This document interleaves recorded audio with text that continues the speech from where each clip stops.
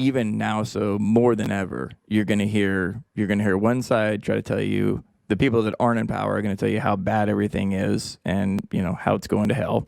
And the people who are in power are going to tell you, no, everything's looking great. So you just got to be very leery of the news cycle. And again, that's why we're trying to point out some real factual data and how the market actually works versus hearing people that have an agenda, and and give you some info to act on.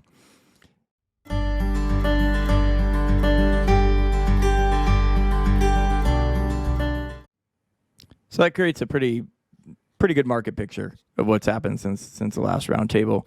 One thing we like to do, and I guess I say we like to do all of our second time here, but we got a lot of good feedback on it from last time, is questions from clients. Because this is one of those things where, we got one client or two or three clients asking the question to one or multiple of us, but there's another 10, 20, 30 people that have the same question that just didn't ask it. So what are you guys hearing, top questions you're getting from people that you're talking to?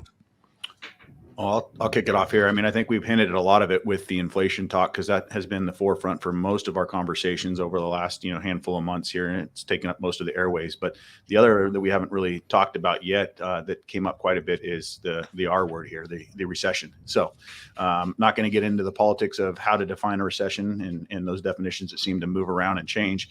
But more focus on, the markets themselves and historical recessions. In fact, I kind of got a slide, and this is something I've been using recently in client meetings is you hear us say that markets are leading indicators. And what I mean by that is typically when the news hits, Adam, you hit on it just a minute ago with, the advertising adjacent of the Fed knowing what they're going to do on these rates. And so those things get priced into the market. The market figures that out. They're not just sitting there waiting for things to happen. They're looking ahead. And so historically speaking, usually when we get into a recession, a lot of the downside or the negative impact that we experience in the markets has already occurred. And so what this slide is showing you essentially is over the last handful of recessions, going all the way back, how the market's done during the recession. The average annual return is around -1%. Now, obviously, we've had 2007 where we're down 37%. And that can be the case during. But, you look at the 6 months before and the 6 months after, same with the 12.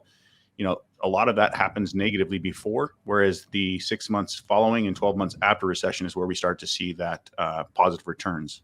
And so historically speaking, that 6 months after a recession is around 7%, and 16 if we look at it for 12 months out. So, and then if we look at for a full 2 years, it's historically speaking, the average is around the 20% positive return.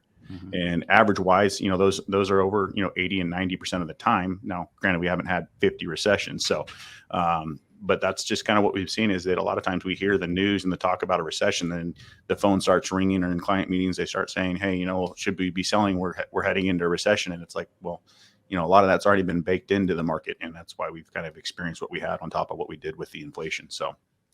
Yeah, Kyle, I love that slide. We all get these calls. Everyone's concerned about it. They watch the news, talk about upcoming recession, pending recession, are we going to be in a recession? And then so a lot of people, no one likes losing money. And so they think, okay, maybe if I can avoid this or sidestep this. But that slide really kind of points out the case that by the time you're hearing it, by the time even the government announces that we are in fact in a recession, most often the bottom markets are in the rearview mirror.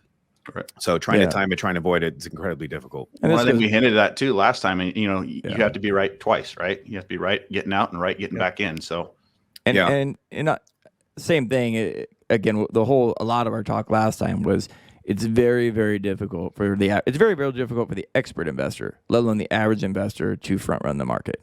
To be so far ahead and predict exactly what's going to happen and be right on it. Because again, when this data is coming out, or you're hearing it on the news, or whatever your program is, or wherever you're hearing it from, it's already priced in. So that's I think about this too. I was just talking with someone. It's like I believe in I don't know if it's going to hold as the low, but I think it was June 17th is the current low of the year. There was no catalyst on that day to get back in. There was no news wire, no headline that said, okay, this is most likely the bottom because the government's stepping in, or there's new adjustment. It is. And so trying to guess that and time that would have been very difficult. And if we talked to most of our clients on or around mid-June, there was very little optimism to think, okay, now's a good time to get back in.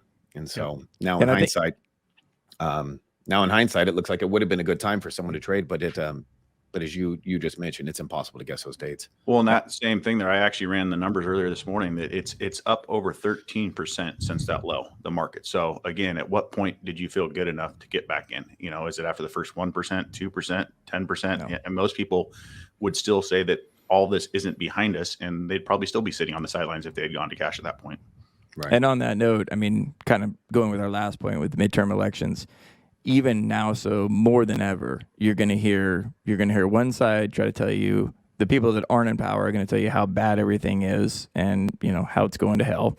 And the people who are in power are going to tell you, no, everything's looking great. So you just got to be very leery of the news cycle.